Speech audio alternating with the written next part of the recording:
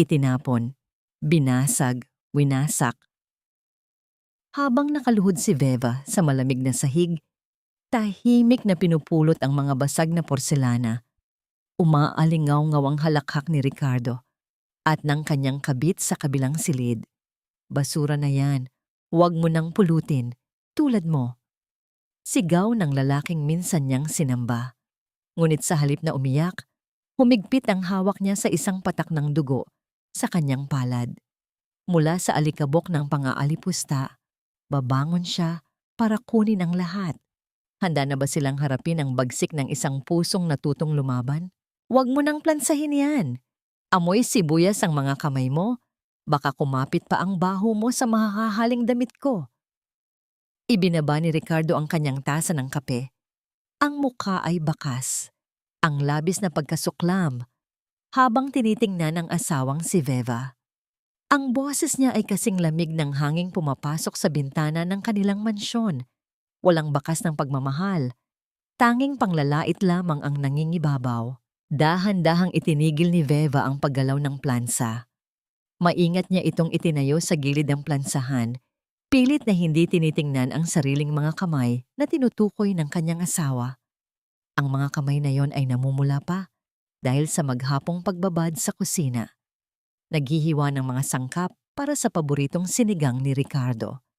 Sa loob ng 7 taon, ang mga kamay na ito ang nag-alaga sa bawat sulok ng buhay ng lalaki, mula sa pinakamalinis na medyas hanggang sa pinakamasarap na hapunan. Ngunit sa paningin ng asawa, ang amoy ng kanyang pagsisikap ay naging amoy ng basura. Lumapit si Ricardo. Kinuha ang suit na bahagya pang mainit mula sa plansa at tinitigan ito na parang may dumi. Lumingon si Veva sa kanya. Ang kanyang lalamunan ay tila may nakabarang tinik na ayaw lumubog. Gusto niyang magtanong. Gusto niyang sumigaw. Pero ang tanging lumabas sa kanyang bibig ay isang mahinang paumanhin na halos hindi marinig. Nanunuyo ang kanyang labi habang pinagmamasdan ang lalaking minsan ay nangako sa kanya ng langit at bituin. Na ngayon ay hindi siya matignan ng diretso sa mga mata. Bumukas ang pinto ng silid at pumasok si Doña Carmen, ang kanyang biyenan, na tila palaging may dalang bagyo sa bawat hakbang. Nakasuot ito ng mamahaling alahas at ang kanyang mga mata ay nanunuri mula sa maruming apron ni Veva hanggang sa magulo nitong buhok. Lumapit ang matanda kay Ricardo at hinaplos ang balikat ng anak bago ibaling ang isang mapait na tingin sa manugang. Sinasabi ko na sa'yo, Ricardo, hindi sapat ang pagiging masipag sa kusina para maging kabiyak ng isang sterling. Look at her. Mukha siyang katulong na nakapasok sa sarili nating kwarto. Nakakahiya kung makikita siya ng ating espesyal na bisita mamaya. Wika ni Doña Carmen sa tono na tila ba wala si Veva sa loob ng silid. Naramdaman ni Veva ang biglang panginginig ng kanyang mga daliri. Ang bawat salita ng biyenan ay tila mga karayom na isa-isang itinutusok sa kanyang balat. Unti-unting pinapatay ang huling hibla ng kanyang dignidad. Ngunit mas masakit ang pananatiling tahimik ni Ricardo. Ang hindi nito pagtatanggol sa kanya ay mas malakas pa sa anumang sampal. Para siyang isang gamit na lumana na itinatago sa bodega kapag may dumarating na bisita. Veva, ihanda mo ang guest room sa itaas. Siguraduhin mong mabango at maayos ang lahat. Isang mahalagang business partner ang darating at ayaw kong magkaroon ng anumang aberya. Utos ni Ricardo habang isinusuot ang kanyang mamahaling relos. Hindi man lang niya tinapunan ng tingin ng asawa na ngayon ay tila estatwang nakatayo sa gitna ng silid. Tumango si Veva. Ang kanyang mga mata ay nakapako sa sahig. Nararamdaman niya ang init na namumuo sa kanyang mga talukap. Ngunit pinigilan niya ang pagpatak ng luha. Alam niyang sa bahay na ito, ang luha ay tanda ng kahinaan at ang kahinaan ay ginagawa nilang sandata para lalo siyang itapak sa putikan. Dahan-dahan siyang lumakad palabas, bitbit ang basahan at mga gamit sa paglilinis, tila isang aninong walang halaga sa sarili niyang pamamahay. Habang umaakyat sa hagdan, Bawat hakbang ni Veva ay tila may bigat ng 1 toneladang semento. Naalala niya ang araw ng kanilang kasal, ang tamis ng mga salita ni Ricardo na siya raw ang tanging kayamanan nito.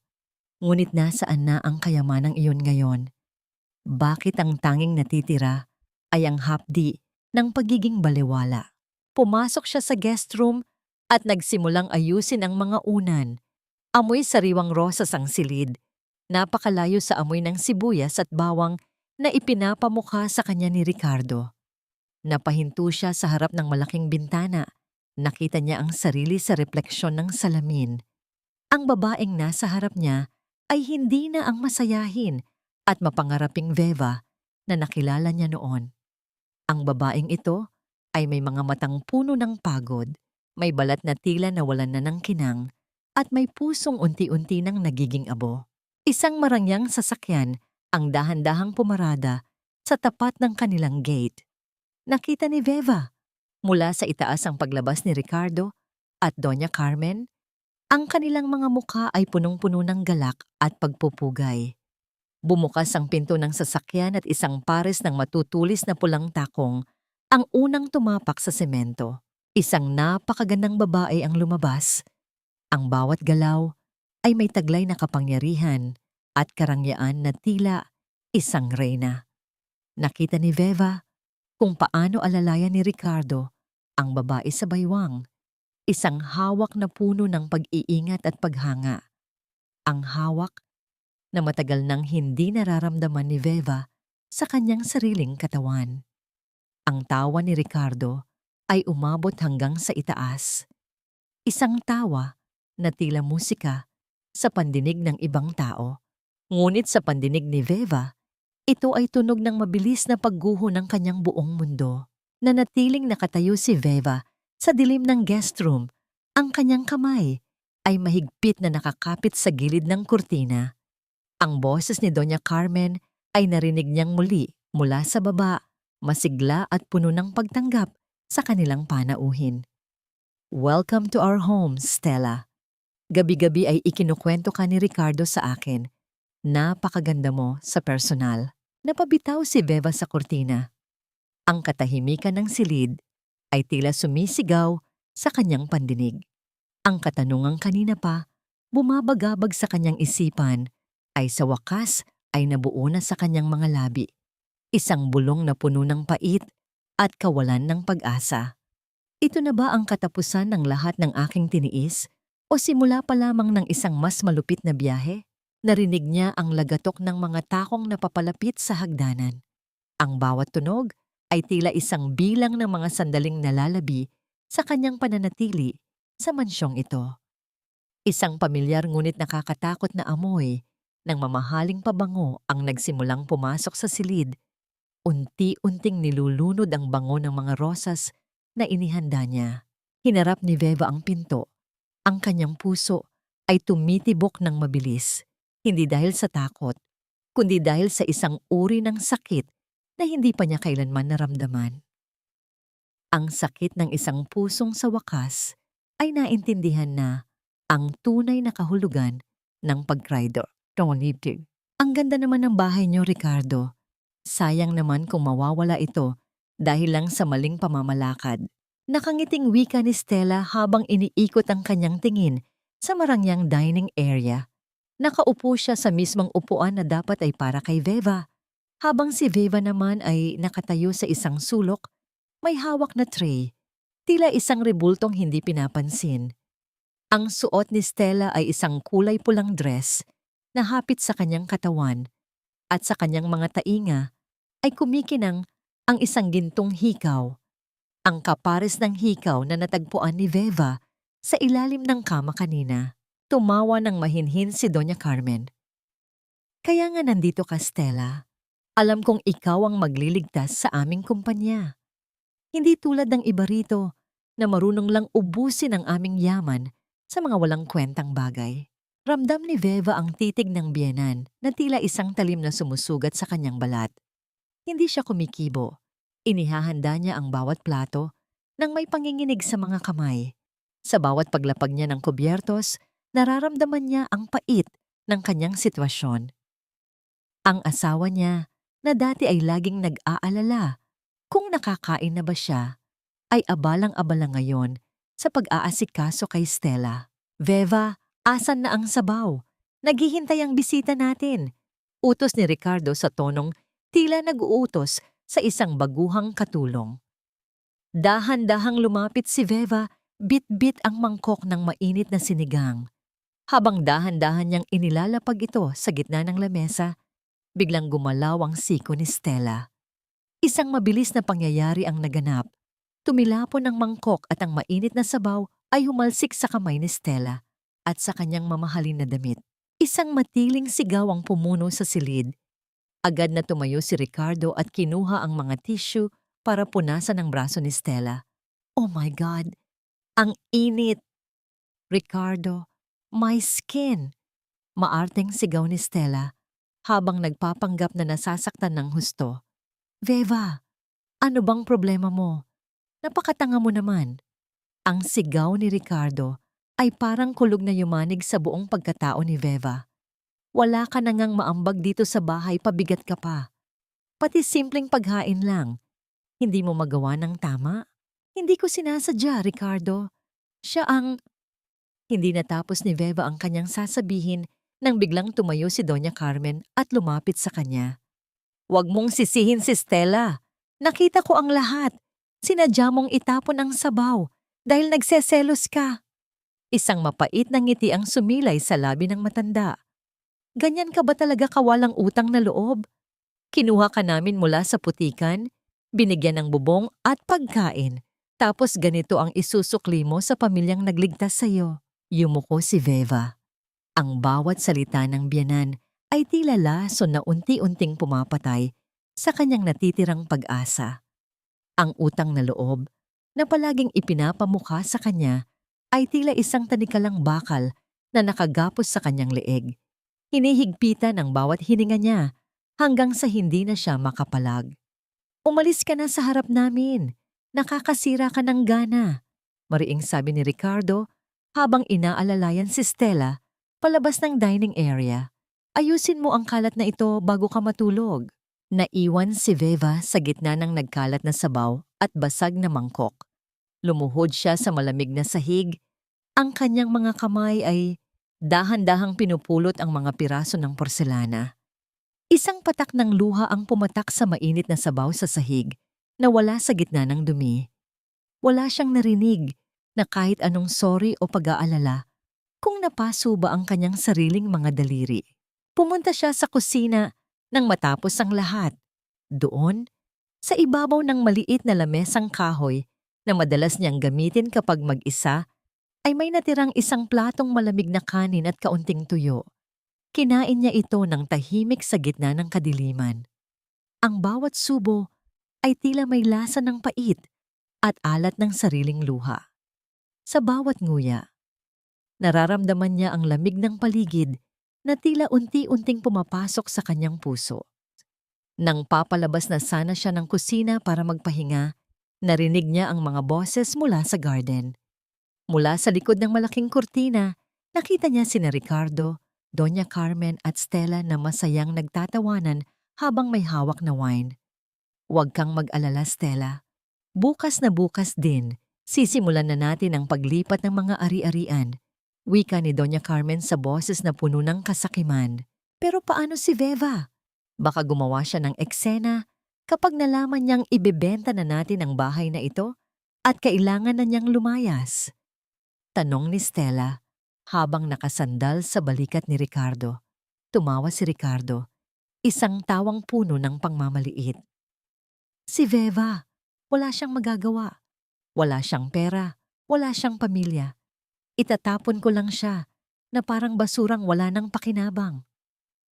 Handa na ang lahat ng papeles, Stella. Ang bahay na ito, ang kumpanya, lahat ay magiging atin. Tila tumigil ang pagtibok ng puso ni Veva. Ang bawat salita ni Ricardo ay tila isang hatol ng kamatayan para sa kanyang kinabukasan. Ang bahay na itinuring niyang tahanan, ang lalaking itinuring niyang mundo, lahat ay isa lamang malaking kasinungalingan. Isa lamang siyang gamit na ginamit hanggat kaya. At ngayon ay handa na nilang itapon sa kalsada. Pumunta siya sa kanyang kwarto at hindi na nakatulog. Ang bawat tunog ng kuliglig sa labas ay tila babala ng paparating na bagyo. Pinanood niya ang dahan-dahang pagliwanag ng langit, naghihintay sa huling hatol na alam niyang darating na. Pagsapit ng 7:00 ng umaga, isang malakas na katok sa pinto ang bumasag sa katahimikan. Hindi ito ang katok ni Ricardo. Ito ay isang matigas at seryosong katok. Binuksan ni Veva ang pinto at bumungad sa kanya ang 2 lalaking nakauniporme ng pulis. Sa likuran nila, nakatayo si Doña Carmen na may hawak na panyo sa kanyang mga mata, nagpapanggap na umiiyak, habang si Ricardo naman ay may galit na mukha. "Officer, iyan ang babaeng sinasabi ko." Turo ni Doña Carmen kay Veva sa gitna ng kanyang pekeng hikbi. Siya ang nagnakaw ng aking mga mamahaling alahas at mga antigong relo ng pamilya. Nakita namin ang ilang piraso sa loob ng kanyang maleta. Nanlaki ang mga mata ni Veva. "Ano? Hindi totoo yan. Wala akong kinuha." Ngunit bago pa siya makapaliwanag, naramdaman niya ang malamig na bakal ng posas na pumulupot sa kanyang mga kamay. Tumingin siya kay Ricardo, naghahanap ng kahit munting awa, ngunit tanging pandidiri lamang ang nakita niya rito. "Mabulok ka sa kulungan, Veva. Iyan ang nararapat sa mga taong walang utang na loob," mariing sabi ni Ricardo bago siya talikuran. Habang hinihila siya ng mga pulis palabas ng mansyon, nakita ni Veva ang anino ni Stella sa bintana sa itaas. Nakangiti habang iwinawagayway ang isang maliit na susi. Doon, sa gitna ng hiyaw ng mga kapitbahay at ang tunog ng sirena, naramdaman ni Veva ang huling pagdurog ng kanyang puso. "Pumirma ka na, Veva. Isang pirma lang. At malaya ka nang makakalabas sa rehas na ito. Isang pirma lang at kakalimutan namin ang lahat ng kasalanang ginawa mo sa pamilyang Sterling." Ang boses ni Ricardo ay malamig, walang emosyon, habang inilalapag niya ang mga dokumento ng annulment sa ibabaw ng metal na lamesa sa loob ng madilim na interrogation room. Sa tapat niya, nakaupo si Veva, maputla, marumi ang damit at may mga pasa sa braso mula sa pagkakahila ng mga pulis kahapon. Ang liwanag ng bumbilya sa itaas ay tila lalong nagpapatingkad sa kanyang paghihirap, habang ang anino ni Ricardo ay tila isang dambuhalang lalamon sa kanyang pagkatao. Tiningnan ni Veva ang panulat na nasa tapat niya. Ang kamay niya ay dahan-dahang gumalaw. Tila bawat pulgada ng pag-abot dito ay may bigat ng 1,000 kadena. Tumingala siya kay Ricardo. Ang kanyang mga mata ay naghahanap ng kahit munting anino ng lalaking pinakasalan niya. 7 taon na ang nakalilipas. "Ricardo, 7 taon," mahinang bulong ni Veva. Ang boses niya ay basag at halos hindi marinig sa loob ng silid. "7 taon akong nagsilbi sa inyo. 7 taon akong nagtiis sa lahat ng panlalait ng nanay mo. Wala ba talagang halaga ang lahat ng yun sa'yo? Ganito na lang ba tayo magtatapos?" Umiwas ng tingin si Ricardo. Kinuha niya ang kanyang mamahaling panyo at pinunasan ang kanyang mga daliri. Tila ba diring-diri siyang malanghap ang hangin sa loob ng presinto.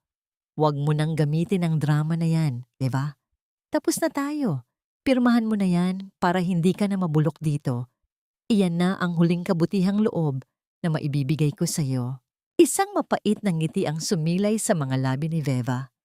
Kabutihang loob. Ang palayasin siya ng walang kahit 1 sentimo at gamitin ang banta ng kulungan para mapilit siyang sumuko.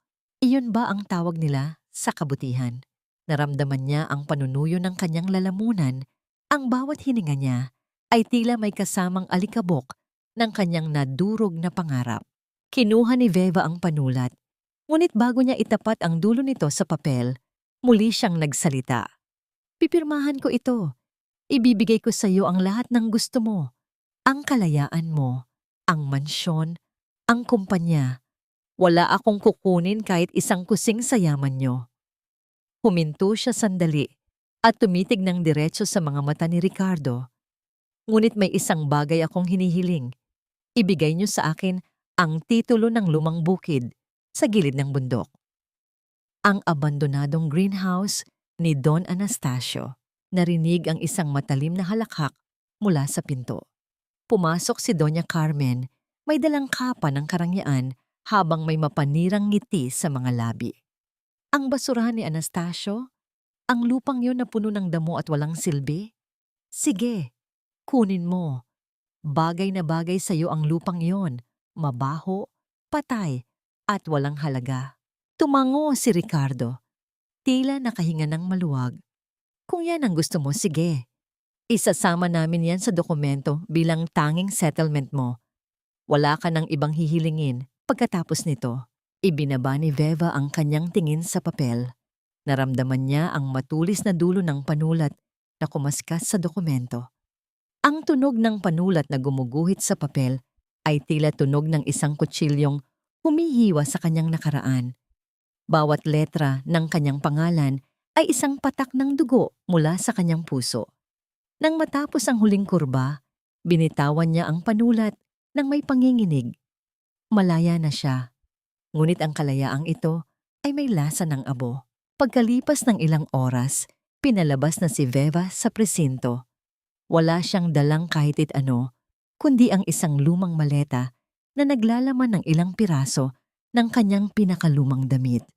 Tumayo siya sa labas ng gate at tila nakikisama ang langit sa kanyang pighati. Nagsimulang pumatak ang ulan, mabigat, malamig, at walang tigil. Tumingin siya sa malayo, sa direksyon ng mansyon kung saan iniwan niya ang 7 taon ng kanyang buhay. Nakita niya ang sasakyan ni Ricardo na mabilis na humarurot palayo, ni hindi siya binalingan ng tingin.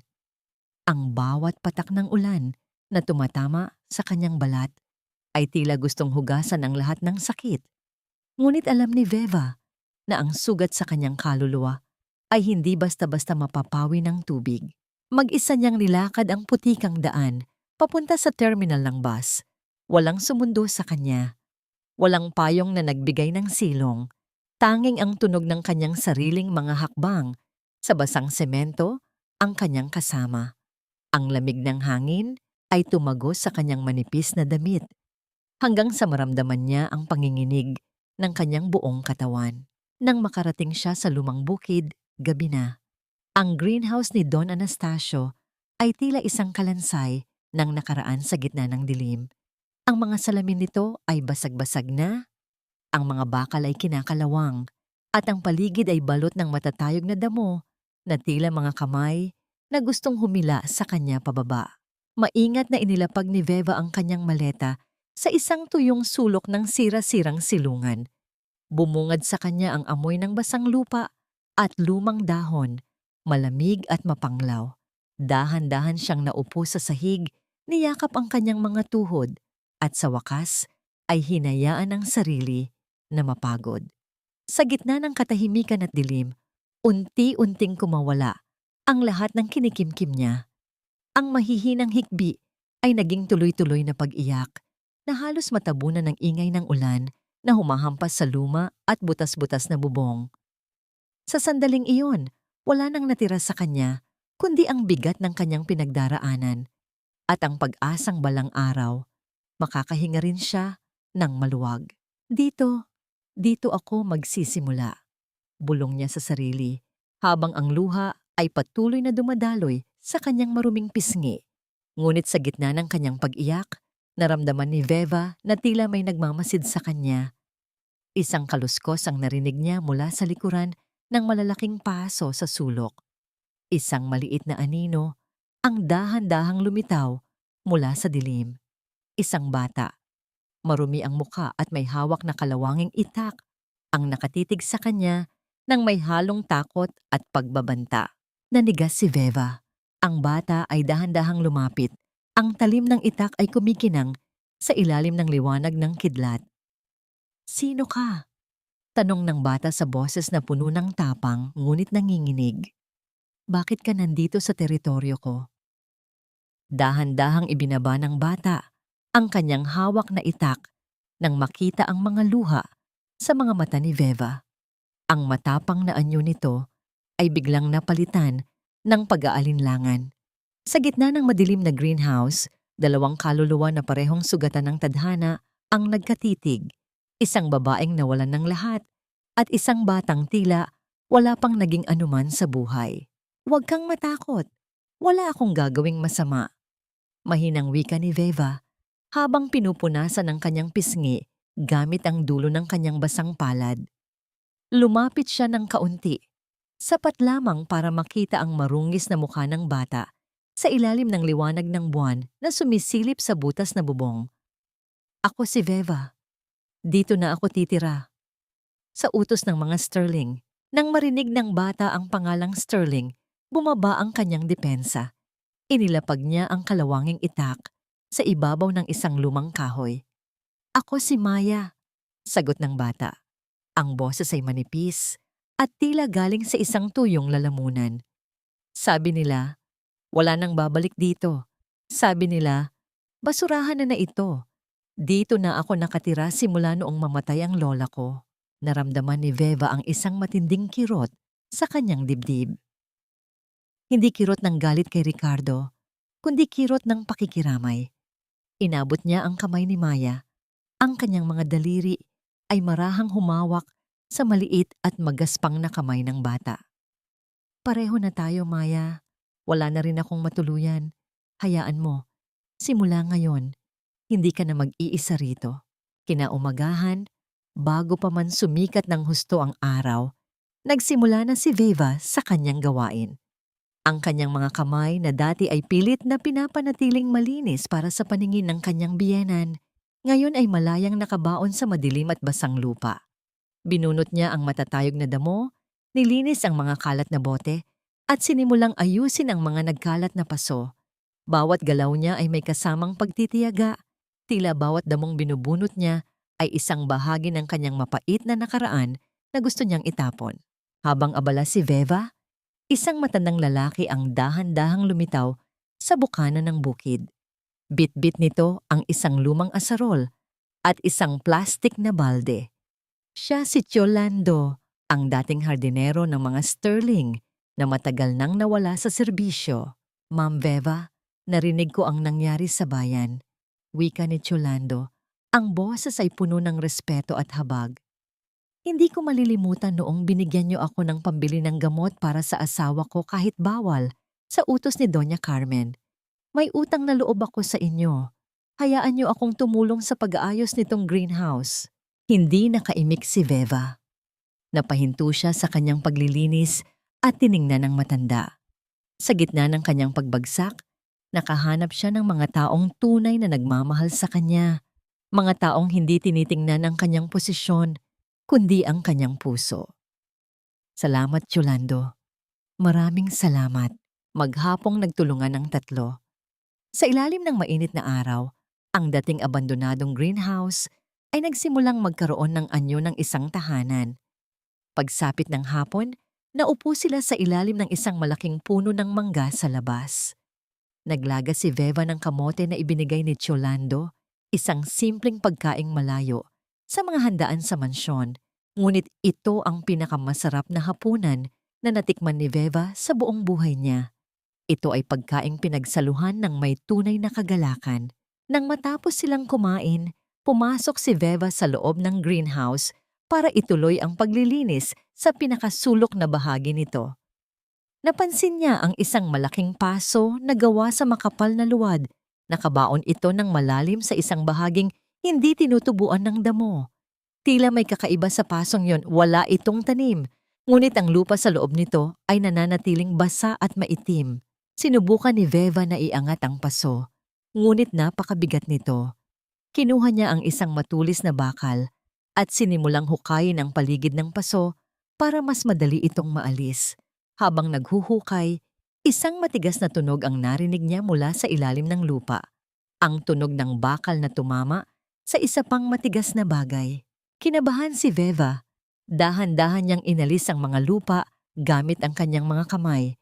Lumitaw ang isang bahagi ng isang maliit na kahon na yari sa bakal. Kinalawang na, ngunit may nakaukit na pamilyar na marka. Ang marka ng pamilya Sterling, ngunit may kasamang mga inisyal na DA, Don Anastasio. Nanginig ang mga kamay ni Veva habang sinusubukang hilahin ang kahon mula sa pagkakabaon nito. Nararamdaman niya ang bilis ng pintig ng kanyang puso. Tila may isang lihim na matagal nang naghihintay na matuklasan sa gitna ng lupang ito na tinawag nilang basurahan. Maingat na inilabas ni Veva at Tio Lando ang bakal na kahon mula sa hukay. Mabigat ito, balot ng makapal na putik at kalawang na tila naging proteksyon nito sa loob ng maraming taon. Sa ilalim ng andap-andap na liwanag ng isang lumang lampara, ginalaw ni Cholando ang takip gamit ang isang pait. Matagal bago bumigay ang matigas na kandado hanggang sa marinig ang isang mahinang tunog ng pagbukas ng bakal na tila hininga ng nakaraang matagal nang naipon. Bumungad sa kanila ang ilang mga bote ng salamin na may lamang mga buto at isang makapal na talaarawan na nakabalot sa plastik. Sa ibabaw ng mga ito ay isang liham na may sulat kamay na kilala ni Veva, ang sulat ni Don Anastasio. Dahan-dahang binuksan ni Veva ang papel. Ang kanyang mga kamay ay nanginginig habang binabasa ang bawat salita. Para kay Veva, ang babaeng may busilak na puso na nag-alaga sa akin hanggang sa aking huling hininga, simula ng liham. Alam kong darating ang araw na itatapon ka ng aking pamilya dahil sa kanilang kasakiman. Ang lupang ito, ang greenhouse na ito, ay hindi basurahan. Ito ang aking pinakainiingatang kayamanan, ang Paraiso Flora. Sa loob ng mga boteng ito ay ang mga buto ng waling-waling hybrid na 10 taon kong binuo sa lihim. Tanging ang isang pusong marunong magmahal sa lupa ang makapagpapalago nito. Iyon na ito, Veva. Gamitin mo ito para itayo ang iyong sarili mula sa abo. Napahawak si Veva sa kanyang dibdib. Naalala niya ang mga huling gabi ni Don Anastasio, kung paano niya pinupunasan ang noo nito, habang ang sariling anak nitong si Ricardo ay abala sa mga bar at sugalan. Hindi niya akalain na sa likod ng mga tahimik na tingin ng matanda ay may nakahandang gantimpala para sa kanyang katapatan. Tio Lando, alam niyo ba ang tungkol dito? Tanong ni Veva. Ang kanyang mga mata ay puno ng pagkamangha habang tinitingnan ang mga buto na tila mga hiya sa ilalim ng lampara. Tumango ang matanda nang may tipid na ngiti. Lihim naming ginagawa iyan ni Don Anastasio, Ma'am Veva. Sabi niya, huwag na huwag kong ipapaalam sa kanyang anak dahil tiyak na ibebenta lang iyon ni Ricardo para sa pera. Hinintay ko lang na mapunta sa tamang mga kamay ang lupang ito. Ngayon, handa na ba kayong magtanim? Habang nangyayari ito sa madilim na greenhouse, sa loob ng marangyang mansyon ng mga Sterling, punong-puno ng tawanan at tunog ng nag-uumpugang mga baso ng alak. Nakaupo si Ricardo sa kanyang opisina, kasama si Stella. Masayang pinagmamasdan ang mga dokumento ng pautang mula sa bangko. Isang pirma na lang, Stella, at magsisimula na ang pinakamalaking hotel project sa probinsyang ito. Wika ni Ricardo nang may labis na kapalaluan. Salamat sa iyo. Hindi na natin kailangan ang maliit na negosyo ng tatay ko. At higit sa lahat, wala na ang pabigat na si Veva. Hinalikan ni Stella ang pisngi ni Ricardo. Ang kanyang mga mata ay nagniningning sa kasakiman. Tama ka, mahal. Ang mga taong tulad ni Veva ay nararapat lang sa putikan. Hayaan mo siyang mabulok sa bukid na yon habang tayo ay umaakyat sa tuktok. Ngunit hindi nila alam na sa gabing iyon, habang sila ay nagdiriwang ng isang tagumpay na nakatayo sa buhangin, si Veva ay nagsimula na. Maingat na inihalo ni Veva ang sikretong formula ng pataba na nakasulat sa talaarawan sa maitim na lupa ng greenhouse. Gamit ang kanyang mga daliri, itinanim niya ang unang buto ng waling-waling hybrid, isang patak ng kanyang luha, ang hindi sinasadyang pumatak sa tuyong lupa bago niya ito tabunan. Hindi ito luha ng pighati, kundi luha ng isang pangakong babangon siya, hindi para sa paghihiganti, kundi para patunayan ang kanyang halaga. Nang matapos ang gawain, tumayo si Veva sa gitna ng greenhouse. Ang katahimikan ng gabi ay tila isang katuwang na nagbibigay sa kanya ng lakas. Ngunit sa labas ng bakod, Sa likod ng matatayog na damo, isang anino ang mabilis na gumalaw. May isang pares ng mga mata na nagmamasid sa bawat galaw ni Veva mula sa dilim. Isang kaluskos ng mga tuyong dahon ang narinig ni Veva mula sa likuran. Agad siyang lumingon. Ang kanyang puso ay biglang tumibok ng mabilis. Sino yan? Tawag niya sa kadiliman, ngunit tanging ang ihip ng hangin ang sumagot sa kanya. Hindi alam ni Veva, ang laban ay hindi pa tapos. At ang mga taong nagtapon sa kanya ay may mga mata pa ring nakabantay, handang kunin ang anumang bagay na sa tingin nila ay may pakinabang pa. Ang tagumpay ay hindi dumarating sa isang gabi, lalo na para sa isang taong nagsisimula sa gitna ng mga guho. Sa mga sumunod na linggo, natutunan ni Veva na ang pag-asa ay may kaakibat na hapdi sa bawat kalamnan at gasgas sa bawat daliri. Isang hapon, habang bumubuhos ang malakas na ulan, makikita si Veva na mag-isang binubuhat ang mabibigat na tipak ng kahoy para kumpunihin ang bakod ng greenhouse. Ang kanyang mga paa ay lubog sa malagkit na putik at ang kanyang manipis na t-shirt ay basang-basa na, dumidikit sa kanyang nangangatog na katawan. Bawat buhat niya sa troso ay tila binabali ang kanyang balikat, ngunit hindi siya tumigil. Alam niyang kung hindi niya maayos ang bakod, anumang hayop o masamang loob ay maaaring pumasok at sirain ang mga munting punla na kaisa-isang pag-asa niya. Kaya ko ito. Kailangan kong kayanin. Bulong niya sa sarili, habang ang bawat paghinga niya ay may kasamang usok ng lamig. Ngunit ang hirap ng katawan ay wala pa sa kalahati ng hirap ng kalooban. Pagpasok niya sa loob ng maliit nilang silungan, nakita niyang nakahiga si Maya sa banig, nanginginig at namumula ang mga pisngi dahil sa mataas na lagnat. Ang bata ay dumaing sa sakit. Isang tunog na mas masakit pa sa anumang salitang binitawan ni Ricardo noon. Nagmamadaling kinuha ni Veva ang kanyang lumang pitaka. Binilang niya ang natitirang barya, ang huling pera na sana ay pambili niya ng bigas para sa susunod na 3 araw. Nang walang pag-aalinlangan, binalot niya ang sarili ng basang kumot at tumakbo papunta sa bayan para bumili ng gamot. Nang bumalik siya, wala nang natira para sa kanyang sariling pagkain. Buong gabi siyang nagpuyat, pinupunasan ang katawan ni Maya ng maligamgam na tubig, habang ang kanyang sariling sikmura ay kumakalam sa gutom. Sa gitna ng kadiliman, habang pinagmamasdan ang natutulog na bata, naramdaman ni Veva ang bigat ng kawalan ng pag-asa. Napasandal siya sa dingding. Ang kanyang mga luha ay dahan-dahang pumatak sa kanyang maruming mga kamay. Muntik na siyang sumuko. Gusto na niyang isipin na tama sina Ricardo, na isa nga lang siyang basurang walang patutunguhan. Ngunit sa kalagitnaan ng gabi, tila may tumawag sa kanyang diwa. Lumabas siya at pumunta sa sulok ng greenhouse kung saan niya itinanim ang waling-waling hybrid. Sa tulong ng kanyang maliit na flashlight, nakita niya ang isang bagay na nagpatigil sa kanyang paghinga.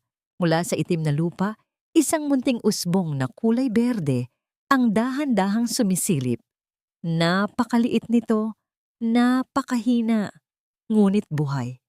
Ang unang sibol ng kanyang pinaghirapan ay naroon na, lumalaban sa lamig ng gabi. Isang pambihirang nangiti ang sumilay sa mga labi ni Veva. Isang ngiting may halong pananabik at bagong lakas. Habang nangyayari ito sa maputik na greenhouse, kabaligtaran naman ang ingay sa loob ng mansyon ng mga Sterling. Umaalingaw-ngaw ang boses ni Doña Carmen sa buong sala. Galit na galit habang kaharap si Ricardo. Ricardo, nasaan na ang perang inilaan natin para sa kumpanya? Bakit sinasabi ng bangko na wala na tayong sapat na pondo?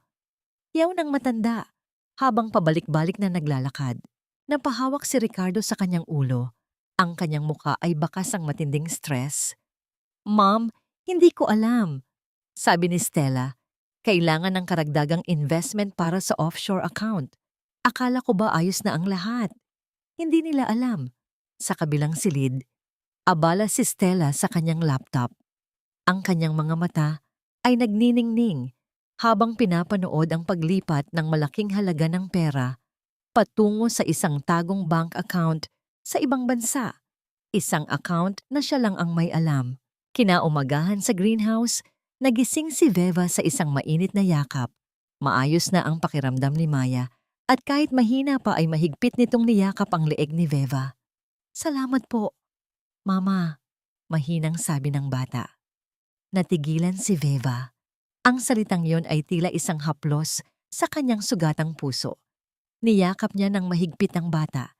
Nararamdaman ang tunay na kahulugan ng pamilya na hindi niya kailanman nahanap sa mga Sterling. Ngunit ang sandali ng kapayapaan ay mabilis na nabasag. Isang tunog ng sasakyang pumarada, sa labas ang narinig nila. Lumabas ang isang lalaking nakauniforme, may hawak na clipboard at mukhang seryoso. Kasama nito ang 2 tauhan na may dalang mga kagamitan sa pagsusuri. "Magandang umaga. Kami ay mula sa Department of Agriculture." Wika ng opisyal nang makita si Veva. "Nakatanggap kami ng ulat ng illegal planting at paggamit ng mga hindi rehistradong kemikal sa lupang ito.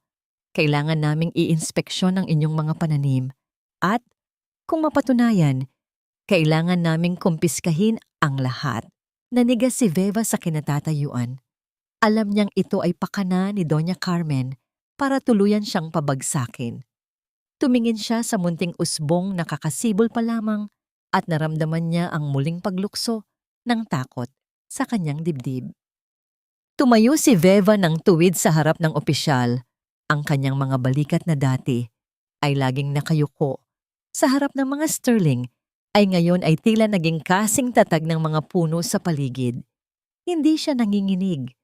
Sa kanyang kamay, mahigpit niyang hawak ang mga dokumentong ibinigay sa kanya ni Ricardo sa loob ng presinto.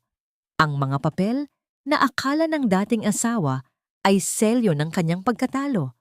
Ngunit ngayon ay naging kalasag ng kanyang tagumpay. Narito ang titulo ng lupang ito. At narito ang kasunduan na nilagdaan ni Ricardo Sterling. Ang bawat punlang itinatanim ko rito ay rehistrado sa ilalim ng diwa ni Don Anastasio. Wika ni Veva. Ang boses niya ay malinaw at walang bahid ng takot. Kung itutuloy niyo ang inspeksyon, kailangan niyo ring harapin ang legal na hiling ng yumaong Don na protektahan ang kanyang mga obra.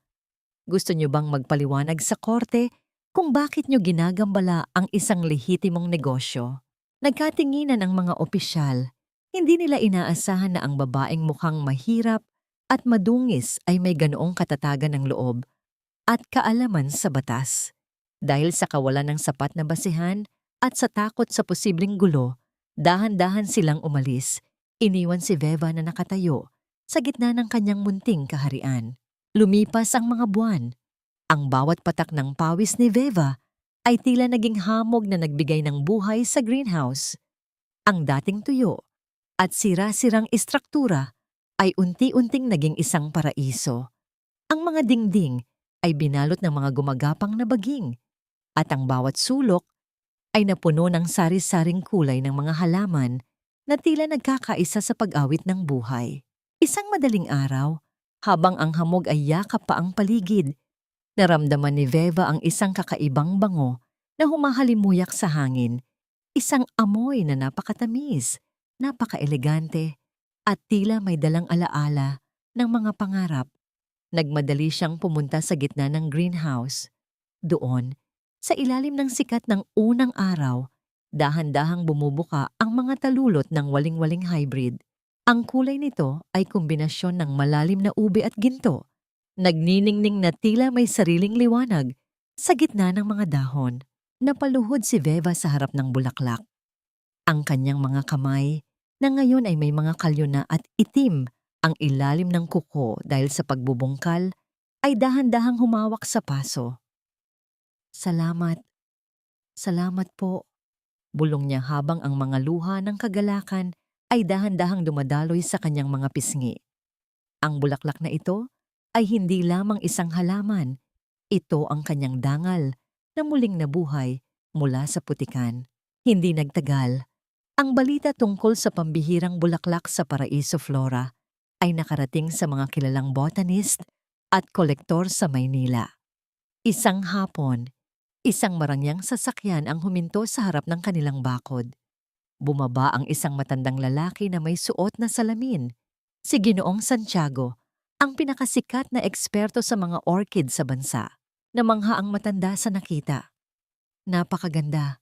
Hindi ako makapaniwala. Akala ko ay kwento lamang ito ni Anastasio noon. Ngunit nagawa mo itong buhayin. Wika ni Ginoong Santiago habang sinusuri ang waling-waling.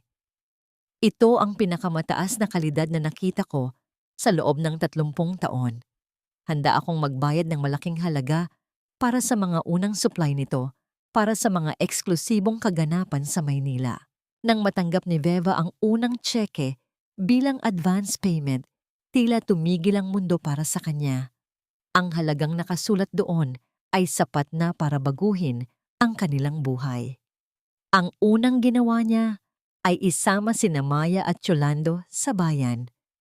Bumili siya ng masusustansyang pagkain, mga bagong gamit sa eskwela para kay Maya at isang maayos na silya para kay Yolando. Sa loob ng isang maliit na tindahan, napahinto si Veva sa harap ng isang salamin. Kumuha siya ng isang simpleng lipstick na kulay rosas, ang kulay na paborito niya noong dalaga pa siya. Ngunit ipinagbawal ni Doña Carmen dahil mukha daw siyang nagmamaganda. Dahan-dahan niyang inilapat ito sa kanyang mga labi. Sa unang pagkakataon matapos ang 7 taon, nakita ni Veva ang sarili sa salamin at hindi siya nandidiri. Nakita niya ang isang babaeng matapang, maganda at malaya. Gayunpaman, habang pauwi sila, isang maliit na papel ang natagpuan ni Veva sa kanyang bag na hindi niya alam kung paano napunta roon. Binuksan niya ito at ang kanyang puso ay biglang bumigat. Walang pangalan ng sulat, tanging isang babala ang nakasulat sa Tagalog. Mag-ingat ka, hindi pa siya tapos. Ang mga sterling ay parang mga ahas na hindi namamatay hanggat hindi ka tuluyang nadudurog. Hindi pinansin ni Veva ang kaba. Itinago niya ang papel at niyakap ang natutulog na si Maya sa loob ng tricycle. Ngunit ang babalang iyon ay tila isang anino na sumusunod sa kanya sa bawat hakbang ng kanyang tagumpay. Sa darating na linggo, isang malaking flower exhibit ang gaganapin sa isang sikat na hotel sa Maynila. Ang mga bulaklak ni Veva ang magiging sentro ng atraksyon. Ngunit sa hindi kalayuan, sa loob ng isang madilim na opisina, binabasa ni Ricardo ang listahan ng mga kalahok sa exhibit. Ang kanyang mga mata ay nanlilisik habang nakikita ang pangalang Paraiso Flora. Stella, tingnan mo ito. Wika ni Ricardo sa tonong puno ng galit at inggit. Ang basurahang ibinigay ko kay Veva, tila nagbubunga na ng ginto at hindi ako papayag na makuha niya ang tagumpay na nararapat sa akin. Si Stella, na abala sa pag-aayos ng kanyang alahas, ay ngumiti ng mapait. Huwag kang mag-alala, Ricardo. May paraan para malunod ang anumang bulaklak kahit gaano pa ito kaganda. Ang bawat hakbang ni Ricardo sa loob ng marangyang hall ng Grand Hotel ay puno ng pagkukunwari.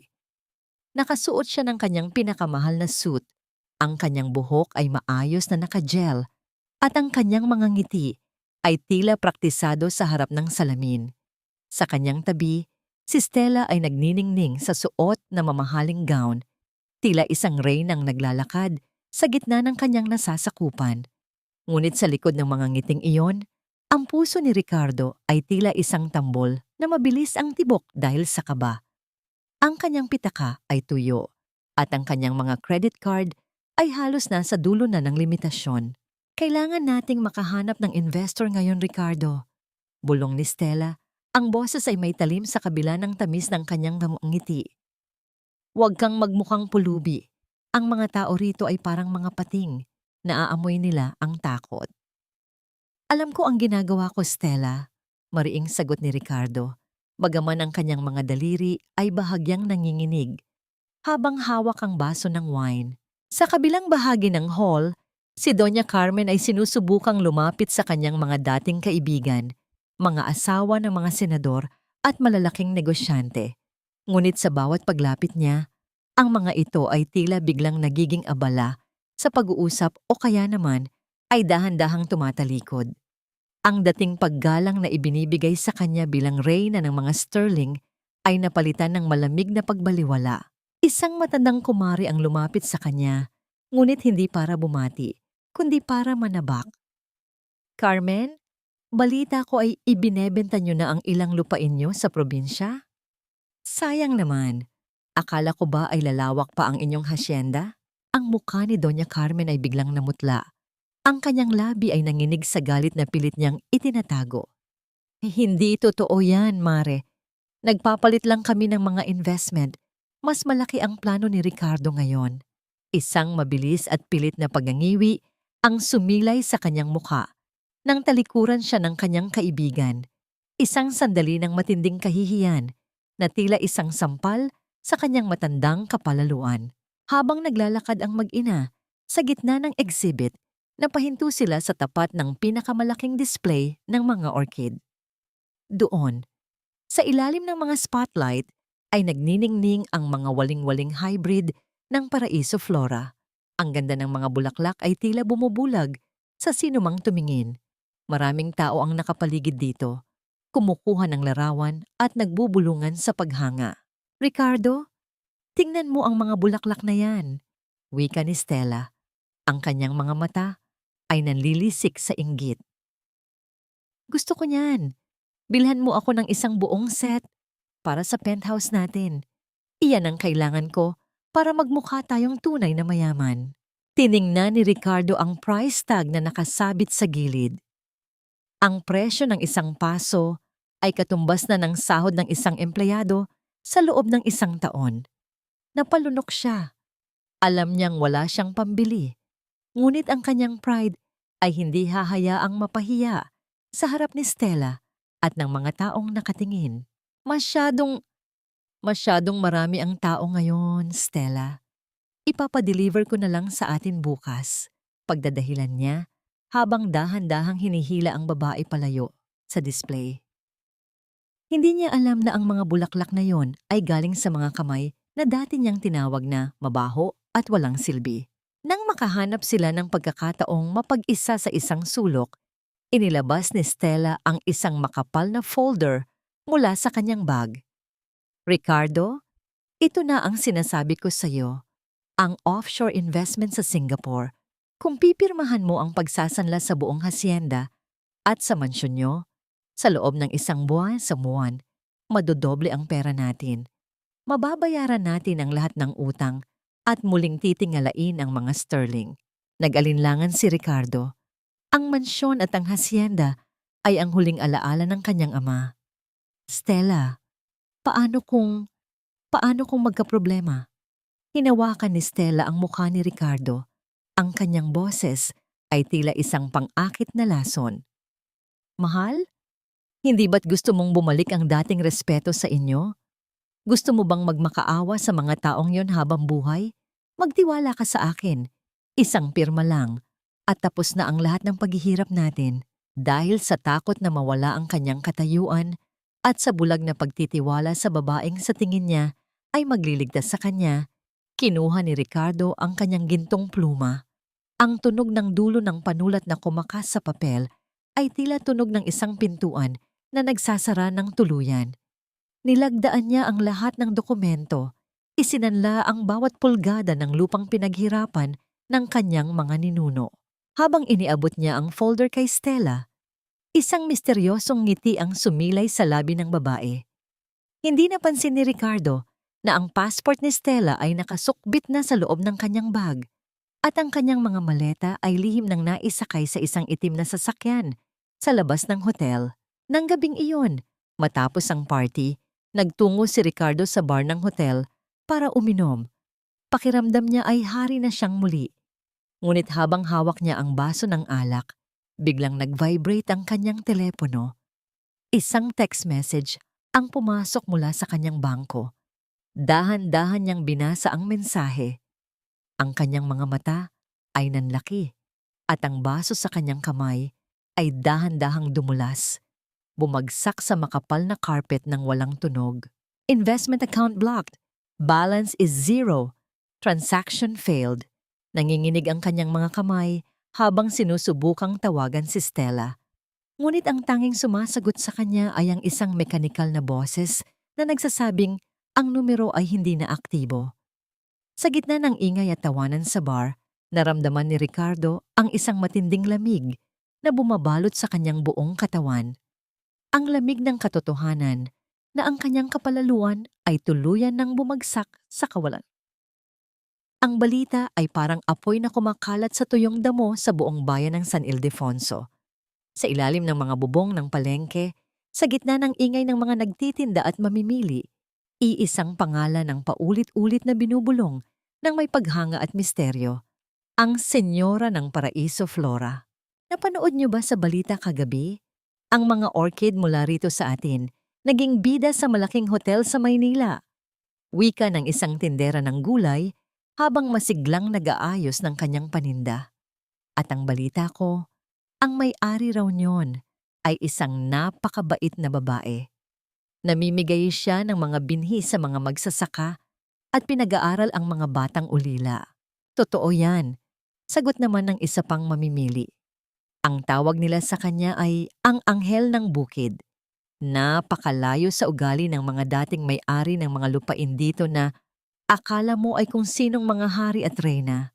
Sa gitna ng usapang ito, isang matandang babae na may suot na kupas na belo at sapatos na may bakas ng putik ang dahan-dahang lumapit sa tindahan.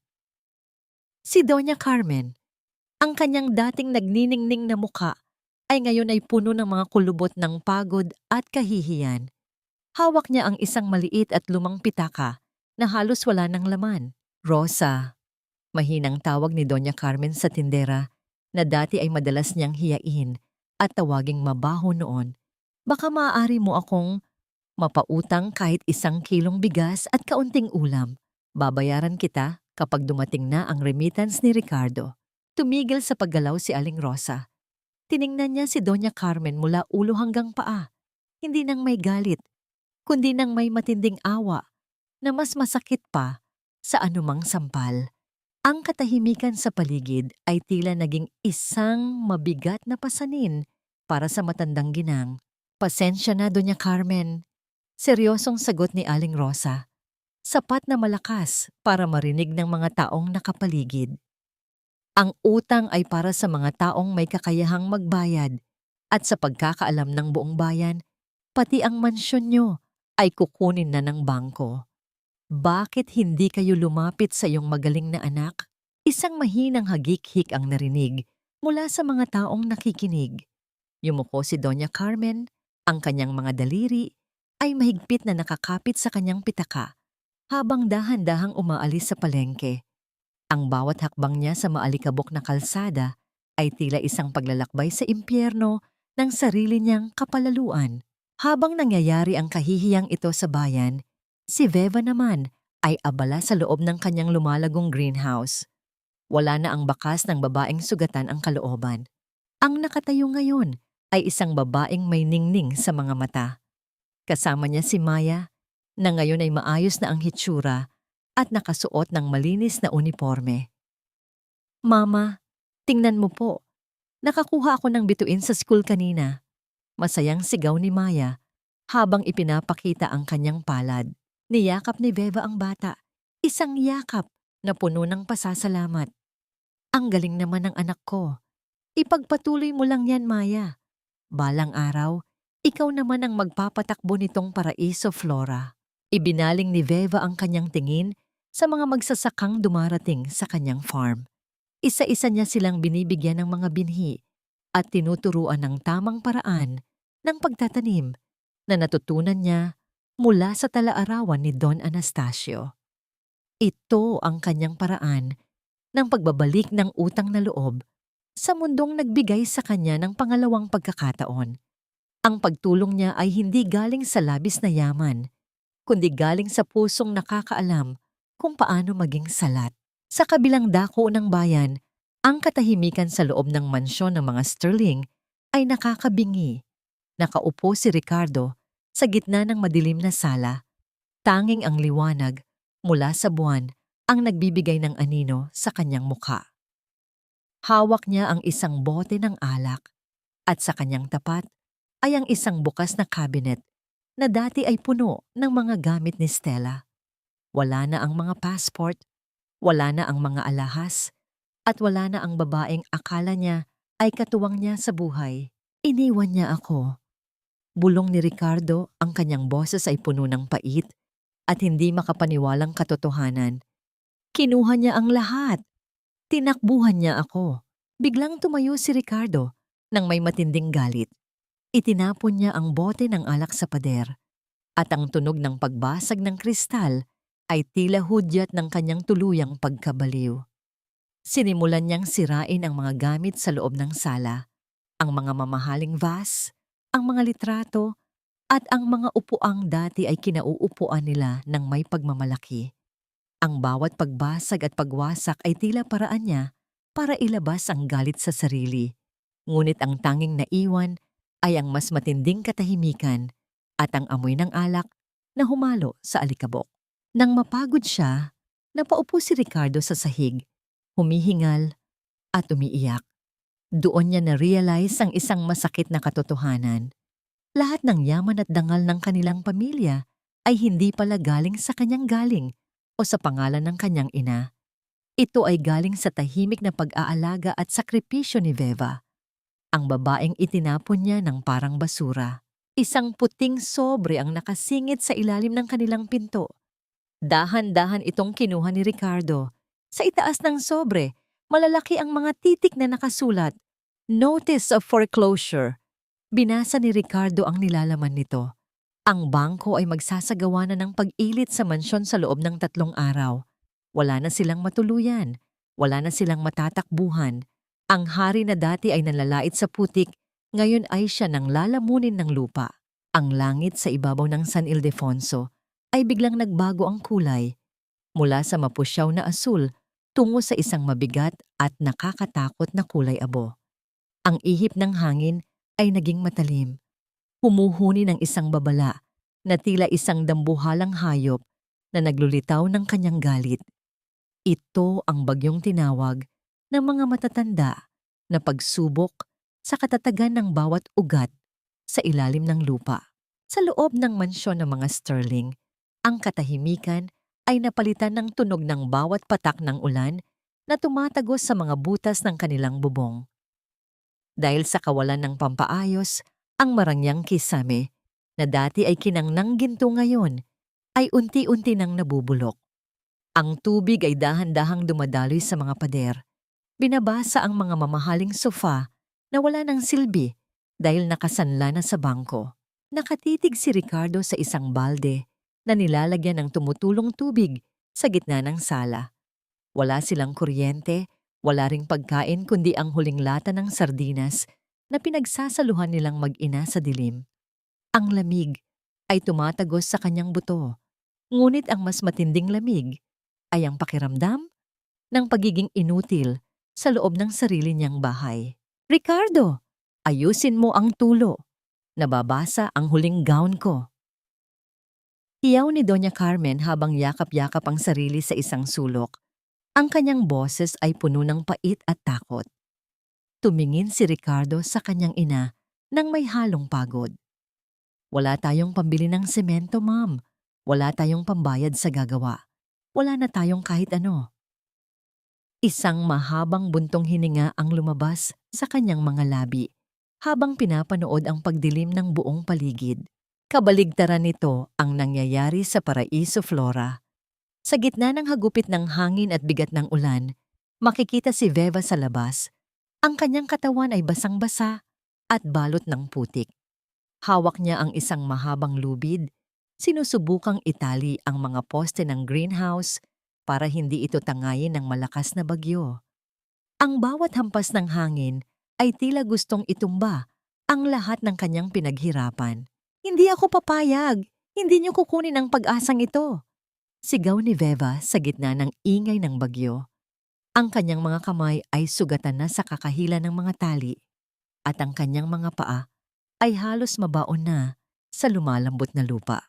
Nasa loob, sina Maya at Yolando Maingat na inililipat ang mga pinakasensitibong orchid sa isang mas ligtas na bahagi. Sa kabila ng takot, hindi sila umalis sa tabi ni Veva. Biglang may narinig silang mga yabag ng paa mula sa labas. Sa gitna ng kadiliman, lumitaw ang mga liwanag ng mga flashlight. Ang mga magsasakang natulungan ni Veva noon ay dumating. Dala ang mga sako ng buhangin at mga kagamitan para palakasin ang greenhouse. Isang tunay na bayanihan ang nagaganap sa gitna ng unos. Walang bayad, walang pilitan. Tanging pasasalamat lamang ang nagdala sa kanila roon para protektahan ang babaeng nagbigay sa kanila ng bagong buhay.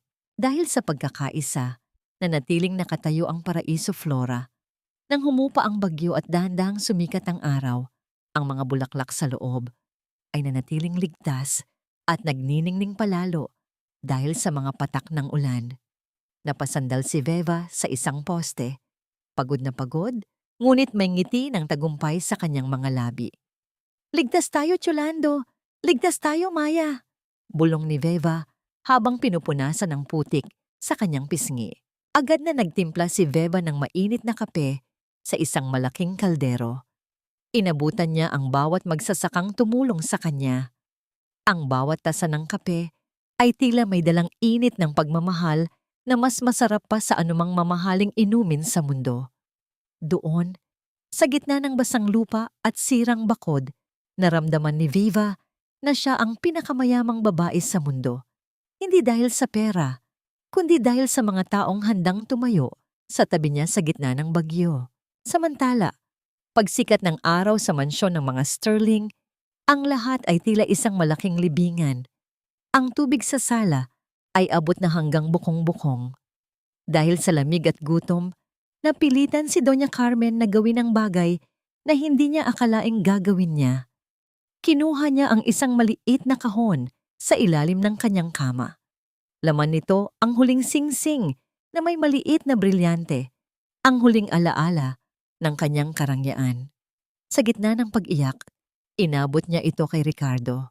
"Ibenta mo ito, anak. Kahit magkano lang, kailangan nating kumain." Higbi ng matanda, ang kanyang kapalaluan ay tuluyan ng nadurog ng gutom at lamig. Kinuha ni Ricardo ang singsing ng walang kibo. Ang huling simbolo ng kanilang pangalan ay mawawala na para lamang sa isang pirasong tinapay. Habang naglalakad siya palabas ng mansyong wala ng kuryente at tubig, naramdaman niya ang matinding inggit habang nakikita mula sa malayo ang liwanag at usok ng masayang almusal mula sa direksyon ng Paraiso Flora. Isang malaking desisyon ang nabubuo sa isipan ni Ricardo.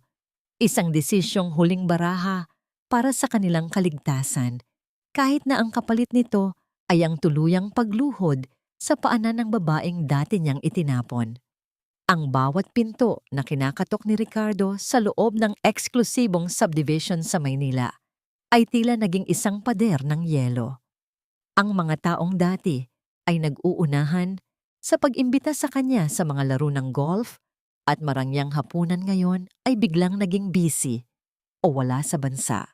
"Pare, baka naman pwedeng kahit panandali ang pautang lang." Pakiusap ni Ricardo sa kanyang dating matalik na kaibigang si Miguel habang nakatayo sila sa tapat ng opisina nito. "Maibabalik ko rin ito kapag naayos ko na ang gusot sa hasyenda." Tumawa si Miguel, isang tawang walang bahid ng saya, kundi puno ng pangungutya. "Ricardo, sa negosyo, wala kaming kinikilalang pare kapag butas na ang bulsa mo. Sikat ang pamilya niyo sa pagiging mapagmataas, pero tingnan mo ang sarili mo ngayon. You're a liability, not an investment. Huwag mo nang ubusin ang oras ko." Isang malakas na pagsasara ng pinto ang sumunod na tila huling lagutok ng kanyang mga koneksyon sa itaas. Samantala, sa labas ng isang maliit na bahay sa gilid ng bayan, si Doña Carmen naman ang nakaranas ng sarili niyang impyerno. Sinubukan niyang puntahan ang dati nilang kusinera na si Aling Nena, ang babaeng madalas niyang hiyain at tapunan ng plato noon kapag hindi niya nagugustuhan ang timpla ng sabaw. "Nena, baka maaari mo akong pahiramin ng kahit kaunti. Alam mo namang naging mabuti kaming amo sa iyo noon. Wika ni Doña Carmen, pilit na pinapanatili ang kanyang awtoridad sa kabila ng kanyang kupas na damit. Tiningnan siya ni Aling Nena ng may diretso at matapang na mga mata. Mabuting amo, Doña Carmen, tanda ko pa noong pinahiya niyo ako sa harap ng lahat dahil lang sa kulang ng asin ng ulam.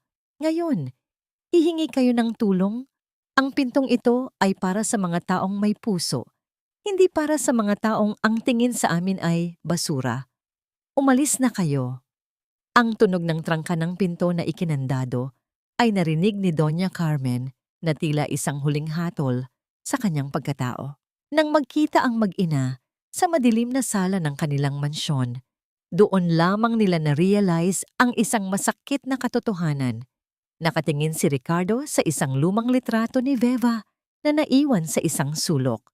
Noon niya napagtanto na ang lahat ng kaayusan, ang lahat ng respeto ng mga tao sa paligid, at ang bawat sentimong pumapasok sa kanilang pamilya ay dahil sa masinop na pagpapatakbo ni Veva.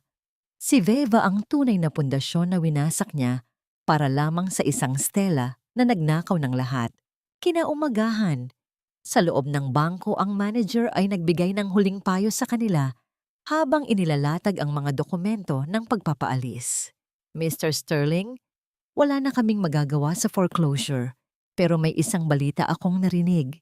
May isang malaking korporasyon, ang Paraiso Flora, na naghahanap ng mga karagdagang lupain para sa kanilang expansion. Ang may-ari niyon ay ang pinakamayamang supplier na ngayon ng mga orchid sa buong bansa. Kung mapapakiusapan niyo ang madam, naari niyon na maging garantor niyo o bilhin ang bahagi ng utang niyo, baka may pag-asa pa kayo. Paraiso Flora? Utal ni Ricardo. Sino ang may-ari niyon? Walang nakakaalam ng kanyang tunay na pangalan sa publiko. Ang tawag lang sa kanya ay Madam V, sagot ng manager. Pumunta kayo sa kanyang hasyenda sa kabilang bundok. Sinasabi ko sa inyo, siya lang ang tanging makapagliligtas sa inyo sa kalsada. Dahil sa kawalan ng pagpipilian at sa tindi ng desperasyon, nagdesisyon ng mag-ina na lunukin ang huling hibla ng kanilang pride. Nagbihis sila ng kanilang pinakamaayos na damit, ang mga damit na tila mga anino na lang ng kanilang dating yaman. Nag-ipon sila ng natitirang lakas para maglakad dahil wala na silang pambayad sa gasolina at ang kanilang sasakyan ay kinuha na rin ng bangko. Habang naglalakad sa maalikabok na kalsada patungo sa kabilang bundok, ramdam ni Ricardo ang bigat ng bawat hakbang. Ma'am, kailangan nating magpakumbaba.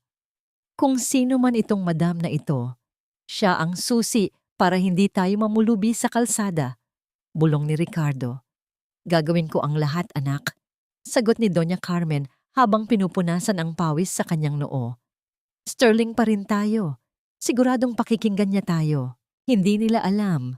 Habang papalapit sila sa malaking gate ng Paraiso Flora, si Veva ay nasa loob ng kanyang opisina. Tahimik na pinipirmahan ang isang dokumento mula sa bangko. Isang manipis na ngiti ang sumilay sa kanyang mga labi habang binabasa ang titulo ng ari-arian na kakarating lang sa kanyang mesa. Ang titulo ng mansyon ng mga Sterling. Binili na niya ito mula sa bangko, ngunit walang sino man ang nakakaalam. Biglang tumunog ang buzzer sa kanyang mesa.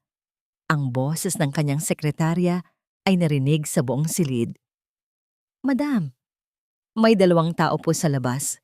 Isang lalaki at isang matandang babae. Nagmamakaawa po silang makausap kayo tungkol sa isang pautang. Tumingin si Veva sa monitor ng security camera. Nakita niya ang 2 aninong nakatayo sa labas ng gate. Basang-basa ng pawis, madungis ang mga sapatos, at mukhang mga pulubing naghahanap ng silong. Ang kanyang puso ay tumibok ng mabilis, hindi dahil sa takot, kundi dahil sa isang malalim na pakiramdam ng katarungang matagal nang hinintay. Papasukin mo sila. Mahinang utos ni Veva sa boses na puno ng awtoridad. Pero hayaan mo muna silang maghintay sa ilalim ng araw ng 1 oras. Sabihin mo, busy pa ang madam. Hinarap ni Veva ang malaking bintana. Pinagmamasdan ang kanyang malawak at nagniningning na garden. Ang oras ng paniningil ay dumating na at ang mga taong nagtapon sa kanya sa putik ay siya na ngayong lalapit sa kanya para sa isang patak ng tulong. Nakakangilo ang init ng araw na tumatama sa batok ni na Ricardo at Doña Carmen habang nakatayo sila sa labas ng malaking gate ng Paraiso Flora. Walang silong, walang upuan. Ang tanging kasama nila ay ang alikabok na nililipad ng mga sasakyang labas-masok sa hasyenda. Mga sasakyang mas malaki at mas bago pa kaysa sa mga dating pag-aari nila. Si Doña Carmen, na dati ay hindi lumalabas nang walang payong na hawak ng isang katulong, ngayon ay pilit na tinatakpan ang kanyang muka gamit ang isang lumang panyo. Ang kanyang mga binti ay nanginginig sa pagod at ang kanyang hininga ay mabigat. Ricardo, anak, kailan ba tayo papapasukin? Isang oras na tayo rito. Reklamo ng matanda sa boses na puno ng paghihirap. Magtiis tayo, ma'am, sabi ng guard. Busy ang madam. Hindi tayo pwedeng umalis nang hindi siya nakakausap. Sagot ni Ricardo, bagaman siya man ay halos himatay na sa uhaw. Ang kanyang suit na dati ay simbolo ng kapangyarihan ngayon ay basang-basa ng pawis at may mga mantsa ng putik sa ilalim ng pantalon. Sa wakas, bumukas ang maliit na pinto sa tabi ng gate. Isang sekretarya na maayos ang pananamit ang lumapit sa kanila. Maari na kayong pumasok. Pinapatawag na kayo ng madam sa kanyang opisina. Para silang mga bilanggo na binigyan ng pansamantalang kalayaan. Habang naglalakad sila sa loob ng hasyenda, hindi mapigilan ni na Ricardo ang mamangha. Ang paligid ay puno ng mga naggagandahang bulaklak na hindi nila kailanman nakita. Ang amoy ng sariwang lupa at halimuyak ng mga orchid ay bumabalot sa hangin. Isang bango na tila pamilyar kay Ricardo, ngunit hindi niya matukoy kung saan niya huling naamoy. Pumasok sila sa isang modernong gusali na yari sa salamin at kahoy. Malamig ang hangin sa loob, isang malaking kaibahan sa nakakapapasong init sa labas. Pagdating sa tapat ng isang malaking pintong nara, dahan-dahan itong binuksan ng sekretarya. Madam, nandito na po ang mga sterling. Wika ng sekretarya bago lumabas at isara ang pinto. Ang opisina ay napakalawak. Sa gitna ay may isang malaking mesa na gawa sa maitim na kahoy. Nakatalikod ang boss, nakaharap sa malaking bintana na tinatanaw ang buong Paraiso Flora. Tanging ang likod ng kanyang swivel chair ang nakikita ni na Ricardo. Dahil sa takot at desperasyon, hindi na nag-aksaya ng panahon si Ricardo. Humakbang siya ng kaunti at yumuko ng bahagya. Ang kanyang boses ay nanginginig habang nagsasalita.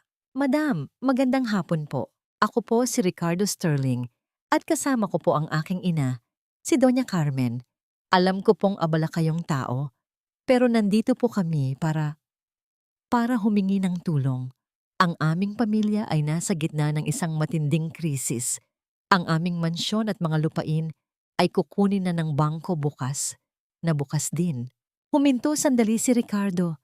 Tila naghihintay ng sagot, ngunit nanatiling tahimik ang silid. Tanging ang mahinang tunog ng aircon ang naririnig.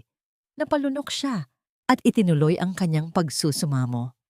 Madam, narinig ko pong kayo ang pinakamalakas na negosyante ngayon sa probinsya. Handa po kaming isanla sa inyo ang aming pangalan o magtrabaho para sa inyo. Huwag lang kaming mapalaya sa kalsada. Nagmamakaawa po kami. Kailangan namin ng garantor para sa aming utang. Sa gilid niya, si Doña Carmen ay hindi na rin nakatiis. Tuluyan nang lumabas ang kanyang mga luha. Madam, maawa po kayo sa amin. Matanda na ako. Wala na kaming matutuluyan kahit maliit na pabor lang po. Isang pamilyar na bango ng waling-waling at isang pahiwatig ng amoy ng sariwang rosas ang tila humahalimuyak mula sa direksyon ng swivel chair. Nakaramdam si Ricardo ng isang kakaibang kaba sa kanyang dibdib. Bakit tila tumitigil ang kanyang mundo sa bawat segundo ng katahimikan ng madam? Dahan-dahan, sa isang napakabagal na galaw, uminog ang swivel chair. Ang unang nakita ni Ricardo ay ang mga kamay na nakapatong sa mesa. Mga kamay na malinis, may maayos na kuko, at may suot na isang simpleng gintong singsing na pamilyar sa kanya. Pagkatapos ay ang suot nitong puting blusa na napaka-elegante sa pagiging simple nito. At sa huli, ang mukha. Naniga si Ricardo. Ang kanyang bibig ay bahagyang bumukas, ngunit walang tunog na lumabas. Ang kanyang mga mata ay nanlaki sa matinding gulat na tila nakakita ng isang multo mula sa nakaraan. Sa tabi niya, napahawak si Doña Carmen sa kanyang dibdib. Ang kanyang mga mata ay tila lalabas sa kinalalagyan. Ang babaeng nasa harap nila ay hindi na ang Veva na madungis, amoy sibuyas at laging nakayuko.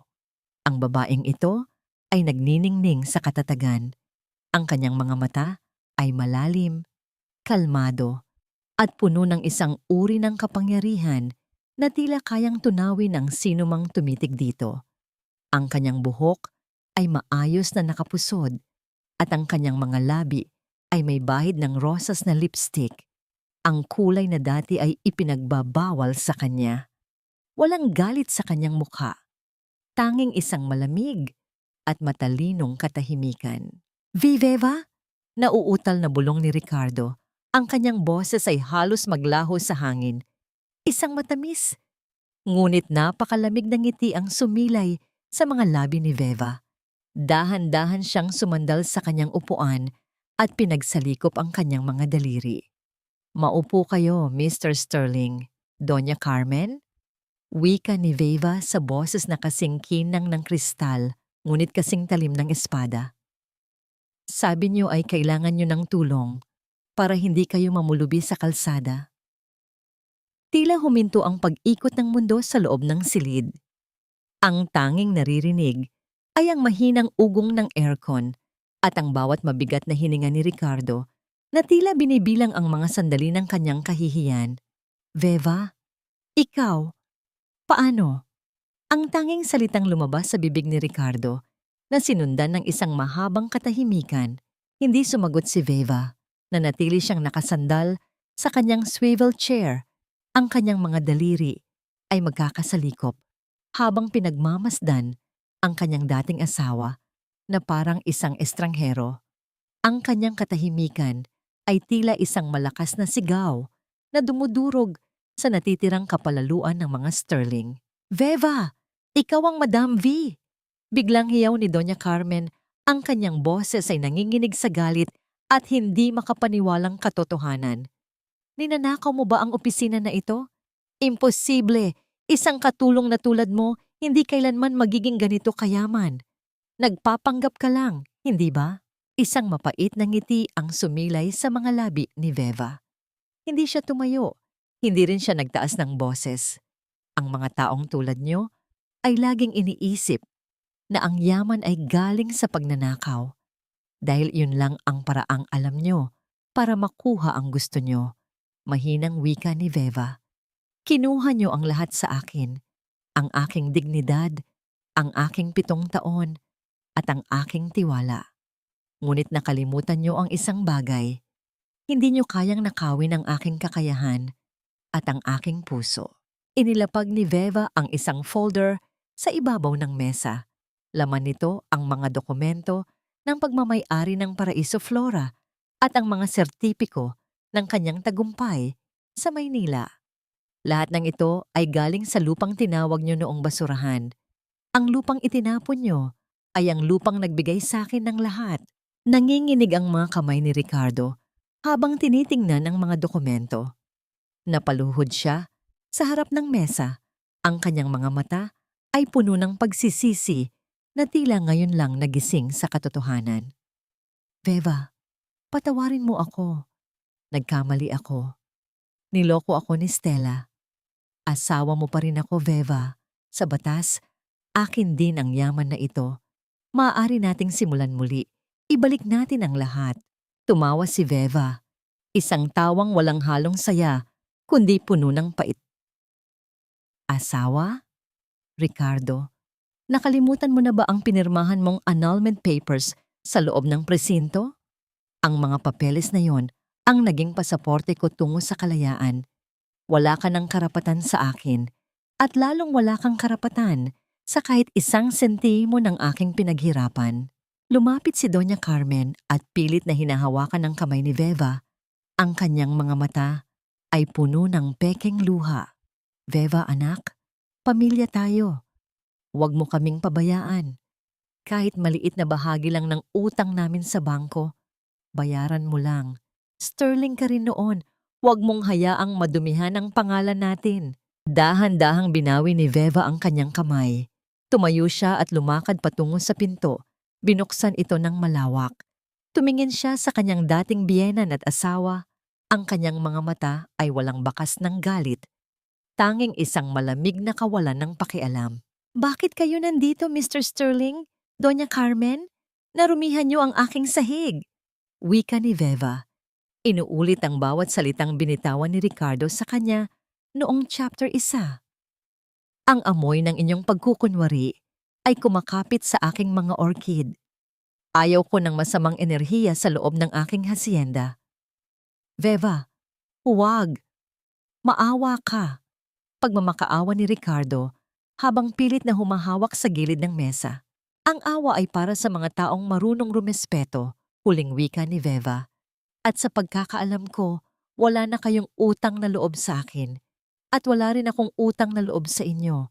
Umalis na kayo bago ko ipatawag ang aking mga gwardya. Bago sila tuluyang lumabas, kinuha ni Veva ang isang puting sobre mula sa kanyang drawer at iniabot ito kay Ricardo. Ito, kunin mo. Huling tulong ko na ito sa inyo bilang tao. Kinuha ni Ricardo ang sobre ng may pag-asa sa kanyang mga mata. Ngunit nang makalabas sila sa gate at binuksan ang sobre, hindi pera ang laman nito. Ito ay isang resibo ng full payment para sa kanilang mansyon. Ngunit ang nakalagay na bagong may-ari ay Genevieve Veva V. Santos. Naniga si Ricardo sa gitna ng kalsada. Sa parehong sandali, tumunog ang kanyang telepono. Isang tawag mula sa bangko. Mr. Sterling, opisyal na pong naibenta ang inyong mansyon sa isang pribadong mamimili. Mayroon na lamang kayong hanggang bukas ng umaga para ilabas ang inyong mga gamit. Ang utos ay galing sa bagong may-ari. Nabitawan ni Ricardo ang kanyang telepono sa maalikabok na lupa. Tumingala siya sa malaking gate ng Paraiso Flora. Ngunit ang gate ay dahan-dahan ng sumasara. Iniwan silang mag-ina sa gitna ng papalubog na araw at kawalan ng katiyakan. Ang sikat ng araw sa umagang iyon ay tila napakalupit. Walang pakundangan sa pagbibigay liwanag sa bawat sulok ng mansyon na ngayon ay balot ng alikabok at kalungkutan. Sa labas ng malaking gate, nakaparada ang isang truck at ang sasakyan ng mga sheriff mula sa korte. Ang mga gamit na dati ay simbolo ng karangyaan ng mga Sterling, ang mga antigong silya, ang malalaking painting, at ang mga mamahaling kurtina ay isa-isang inilalabas at itinatambak sa gilid ng kalsada na parang mga basura. Nakatayo sa gitna ng sala si Doña Carmen, mahigpit na nakakapit sa isang inukit na sandalan ng silya. Ang kanyang mga mata ay nanlilisik sa galit habang pilit na pinapaalis ng isang opisyal. Huwag niyo akong hawakan. Akin ang bahay na ito. Sterling ako. Wala kayong karapatang itapon ang mga gamit ko sa labas. Ang kanyang hiyaw ay puno ng pagkabaliw at pilit na pagkapit sa isang nakaraang wala na. Lumapit si Ricardo. Ang kanyang muka ay parang isang lupaypay na dahon. Marahan niyang hinawakan ang braso ng kanyang ina. Ma'am, tama na. Wala na tayong magagawa. Naibenta na ang bahay na ito. Kailangan na nating lumabas bago tayo kaladkarin ng mga pulis. Bit-bit ang tig-isang lumang maleta.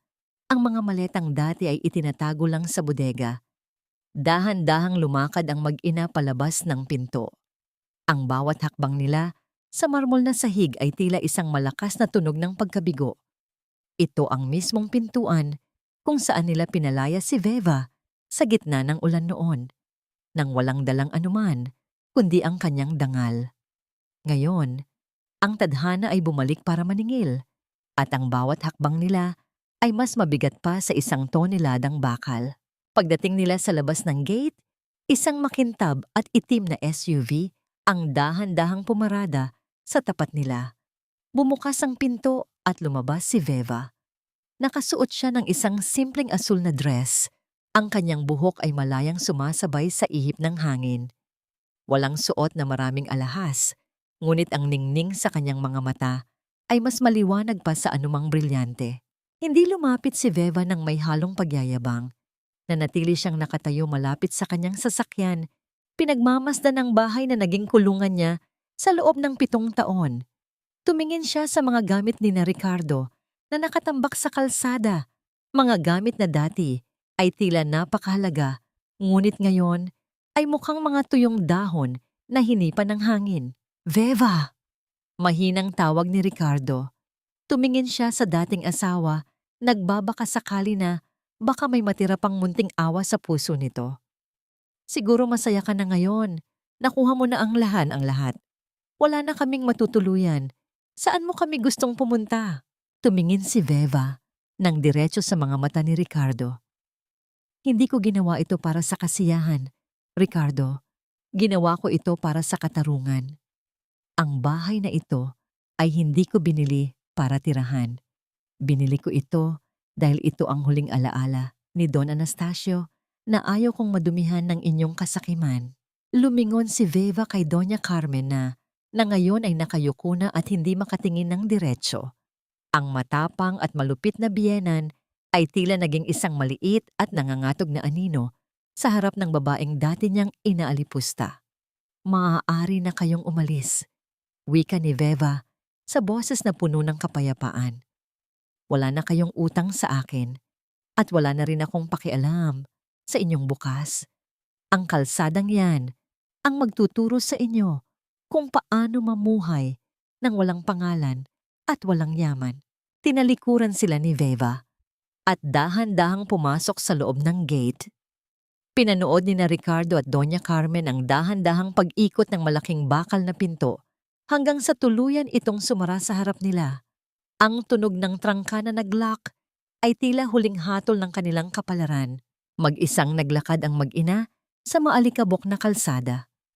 Walang sasakyang huminto para sa kanila. Walang mga kaibigang tumawag.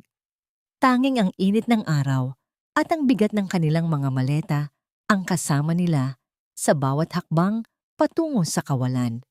Ang dati nilang mansyon ay naging isang malayo at hindi na maabot na panaginip habang sila ay naglalakad palayo, papunta sa dilim ng kanilang sariling pagkakamali. Nang makapasok si Veva sa loob ng sala, tiningnan niya ang bawat sulok ng bahay. Ngunit sa halip na umakyat sa itaas para magpahinga, lumingon siya kay Maya na ngayon ay kakarating lang kasama si Cholando. Mama, titira na ba tayo rito? Tanong ni Maya habang nakahawak sa laylayan ng damit ni Veva. Ngumiti si Veva at umiling. Hindi, Maya. Ang bahay na ito ay masyadong malaki para sa atin at ang bawat pader nito ay may dalang lungkot. May mas magandang plano ako para sa lugar na ito. Isang bagong kabanata ang magsisimula. Hindi na bilang isang tahanan ng mga Sterling, kundi bilang isang lugar na magbibigay ng pag-asa sa mga taong tulad ni Veva. Ang mga taong binaliwala, ngunit may kakayahang bumangon at magbunga. Lumipas ang 5 taon mula nang ang huling bakas ng mga Sterling ay tuluyang maglaho sa bayan ng San Ildefonso. Ngunit sa umagang ito, ang dating mansyon na dati ay balot ng takot at katahimikan ay tila muling nabuhay, hindi bilang isang palasyo ng kasakiman, kundi bilang isang tahanan ng pag-asa. Ang malaking gate na gawa sa bakal ay hindi na nakasara sa mga mahihirap. Sa halip, ito ay malayang nakabukas para sa mga batang ulila at mga kababaihang binaliwala ng lipunan. Ang dating malawak na sala kung saan madalas hiyain si Veva ay naging isang silid-aralan. Punong-puno ng ingay ng mga batang nagbabasa at nagtatawanan.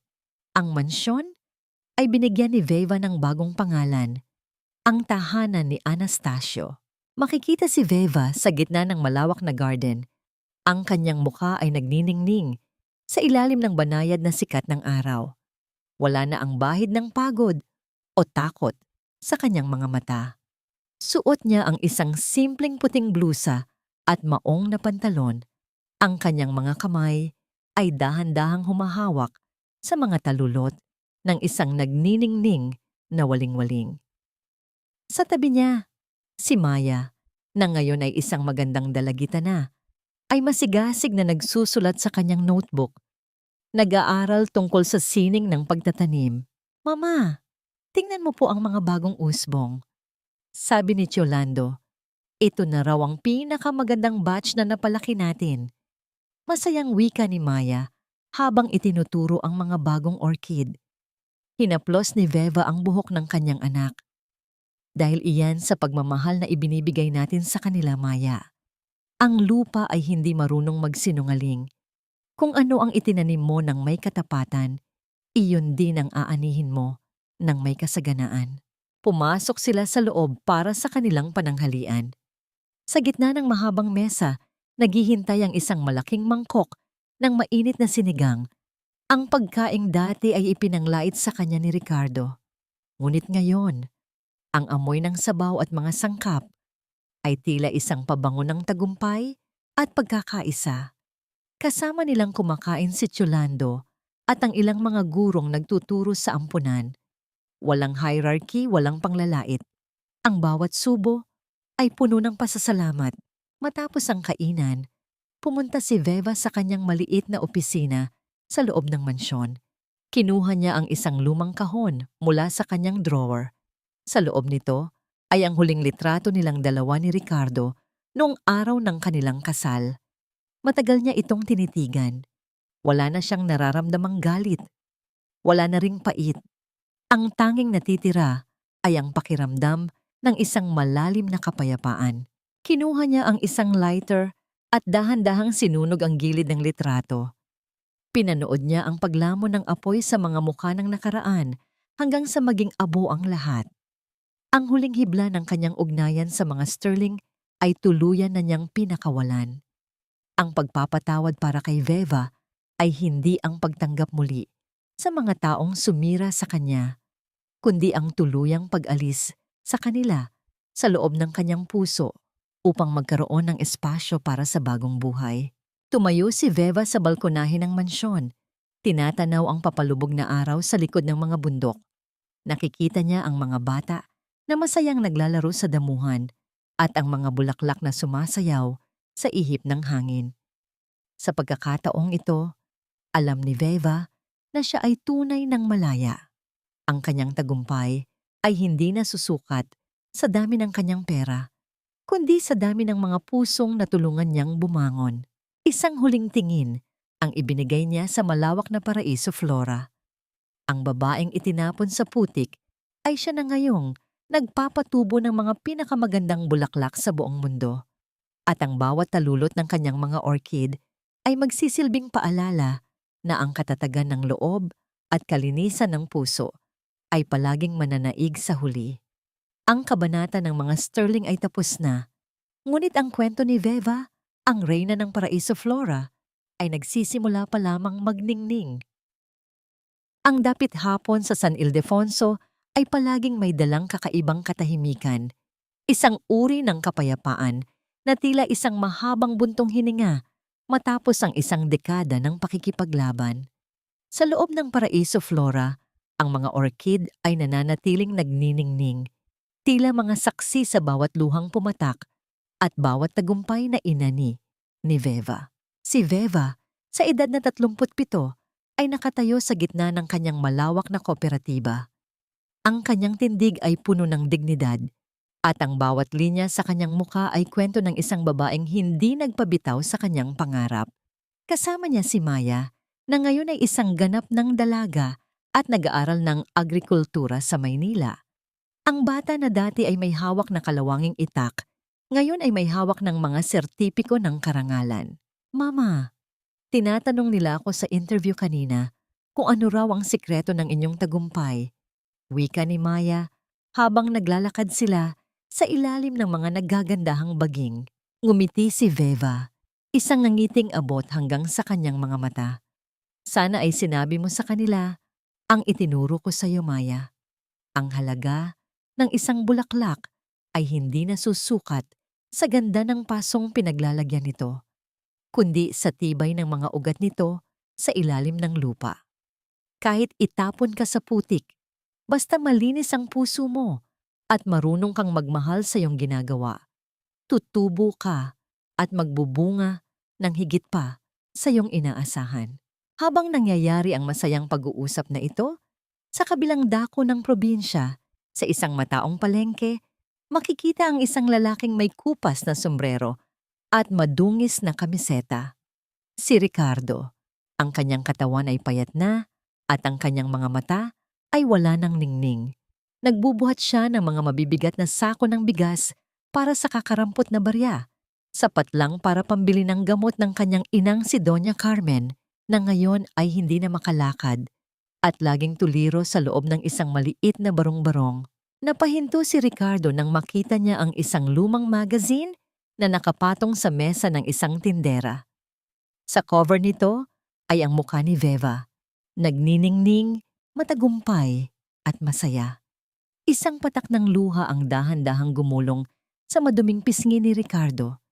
Hindi ito luha ng inggit sa yaman ni Veva, kundi luha ng matinding pagsisisi. Na-realize niya na ang paraisong pinapangarap niya noon ay nasa piling na niya, ngunit binaliwala niya ito dahil sa kanyang sariling kabulagan. Ngunit para kay Veva, ang anino ni Ricardo ay wala na sa kanyang sistema. Ang pagpapatawad na ibinigay niya ay hindi ang muling pagtanggap sa mga taong nanakit sa kanya.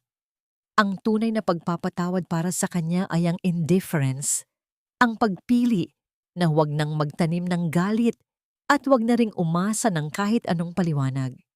Tuluyan na niyang tinanggal ang mga sterling sa kanyang puso upang magkaroon ng puwang para sa mga taong tunay na nagmamahal sa kanya. Nahanap ni Veva ang kanyang kapayapaan sa bawat batang kanyang pinag-aaral, sa bawat magsasakang kanyang tinutulungan, at sa bawat bulaklak na kanyang pinalalago. Ang kanyang buhay ay naging isang buhay na patotoo na ang pinakamasakit na sugat ay maaring maging pinakamagandang bahagi ng ating pagkatao kung hahayaan nating hilumin ito ng panahon at ng pagmamahal sa sarili. Habang lumulubog ang araw, nagyakap ang mag-ina sa gitna ng Paraiso Flora.